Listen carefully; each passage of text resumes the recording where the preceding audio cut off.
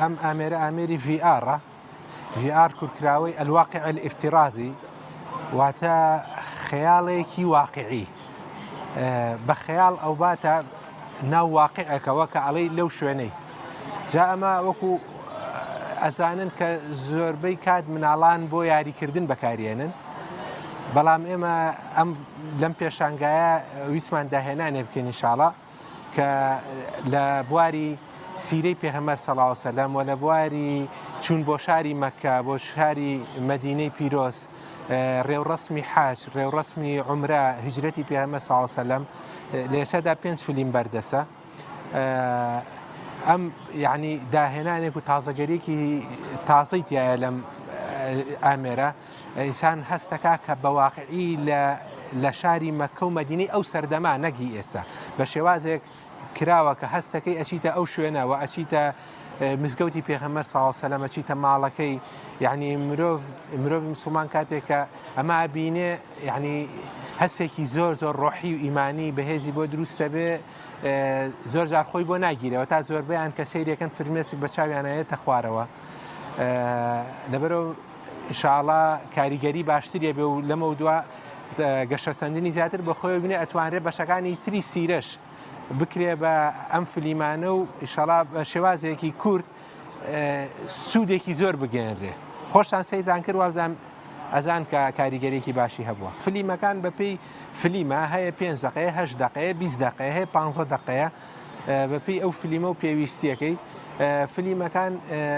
ئەو کۆمپانیای کە دروستی کردووە بە کولفەیەکی زۆر گەورە دروستی کیرۆکان ناتوانە بیفرۆشێ ئێمەش توانای ئەوەمان نییە بیکڕین خۆشیان نایفرۆشن تەنیا بەکرێی دەن هەر کەسێک کە سەیری یەک فلیمەکە لای خۆیان ڕەبتە بە خۆیانەوە $2 ئەچێ بۆ خۆیان ئێمەش ڕێک ئەو $2 لەو کەسی کە سیرەکە لێ سەنی ئەڕوا یاواتە هیچ سوودێک بۆ ئەم ناوەندی کورسان بۆ عزای زانستی لە قورآن و سونەتە نییە ئەم ئامێرە ئەوەی سەیرە مناڵێکی پشکۆلێ سەیریەکە جاری وایە مناڵەکە تەواو بێ زۆرەگری جاری وایە مامۆسایەکی بەناوبانگ بانخوازێکی گەورە کەسێکی زۆر بەتەمەن ئافرەت ژن هەر کەسێکەیە سەیریەکە وەک بەقەی خۆی تەسیری لێەکە یعنی بۆ هەموو کەسێکە بێت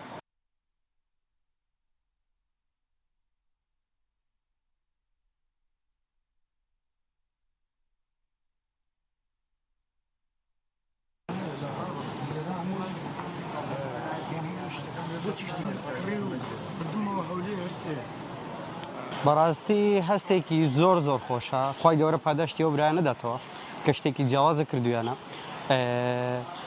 ڕێک دەگەڕێیتەوە بۆ سەردەما کە پێغەمبەر صلی الله علیه و سلم چەندێک بە قورسی ئەم دینەی گەیاندۆ بە ئێمە شوێنەکان نیشان دەدا کە کەعبەی پیرۆ لە سەردەمی جاهیلیدا چۆن بووە چۆن چواردەوری بەبرد بە بتەکان دەورە دراوە و یەکێک لەو لەختانەی تر چۆن مناڵی گچکیان زیندە بە چاڵ کردووە لەگەڵ هاتنی پێغەمبەر صلی الله علیه و سلم چۆن ئەو شتانە کۆتایی پێهاتووە نەماوە یعنی شەوازێکی زۆر جوانە یعنی وەکو ئەو وایە خۆت یعنی هەان لە سەردەمەکەدا بیت ڕێک دەگەڕێتەوە بۆ کاتە